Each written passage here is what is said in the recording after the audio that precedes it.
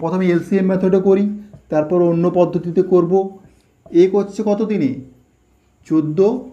আর B করছে কত দিনে? 21। 14 আর 21 যদি লসাগু করি কত হবে? 42। টোটাল ওয়ার্ক 14 তিনে 21 দুগুণে। ঠিক আছে, এরপর কি বলছে, কাজটি শুরু করলো এবং কাজটি শেষ হওয়ার 3 দিন আগে এ চলে গেল। তো 3 দিন আগে যদি এ চলে যায়, শেষ 3 দিন কে কাজ করবে? শেষ 3 দিন বি কাজ করবে। তো বি যদি শেষ 3 দিন কাজ করে, বি শেষ 3 দিন যদি কাজ করে, শেষ 3 দিন যদি কাজ করে, 2 ক্ষমতা নিয়ে কটা কাজ করবে? 3 দুগুণে 6টা কাজ করবে, তাই তো?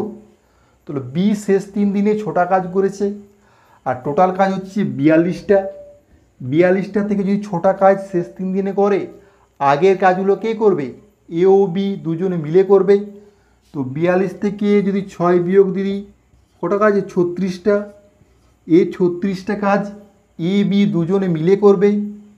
এই 36টা কাজ এ বি যদি দুজনে মিলে করে, 3 আর 2 যোগ করলে কত? 5। এ বি দুজনের 5 কার্যক্ষমতা নিয়ে 36টা কাজ করতে এ বির কত সময় লাগবে? 5 7 35, 1/5 দিন, এতদিন সময় লাগবে। এরপর কোশ্চানে কি বলেছে দেখো, কাজটি মোট কত দিনে শেষ হয়েছিল? তো এ বি দুজনে মিলে কাজ করেছে কত? 7 পূর্ণ 1/5 দিন।